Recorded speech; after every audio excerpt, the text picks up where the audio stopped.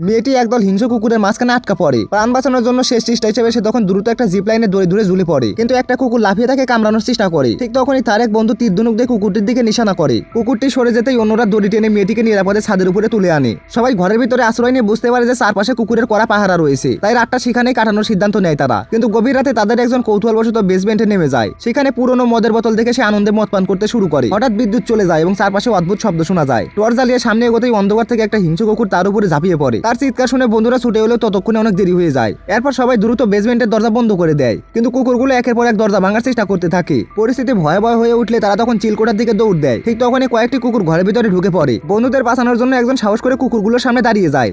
এ সময় একটি কুকুর আরেক বন্ধুর উপরে আক্রমণ করলে তীর ধনুক হাতে থাকা লোকটি ঝাঁপিয়ে পড়ে তাকে উদ্ধার করে। প্রাণপণ লড়াইয়ের পরে সবাই চিলকোঠায় উঠে দরজা বন্ধ করতে সক্ষম হয়। পরদিন সকালে চারপাশ শান্ত দেখে তারা নিচে নেমে আসে। বাইরে কোনো কুকুর না দেখে তাদের মনে তখন আশার আলো জাগে। দুই বন্ধু গ্যারেজে গিয়ে একটা পুরনো মার্সিডিজ গাড়ি বের করে আনে। পরিকল্পনা ছিল যে গাড়িটিকে ধাক্কা দিয়ে স্টার্ট করে সেখান থেকে পালিয়ে যাওয়ার, কিন্তু গাড়ি সরানোর সময় হওয়া শব্দই তাদের জন্য নতুন বিপদ ডেকে আনে।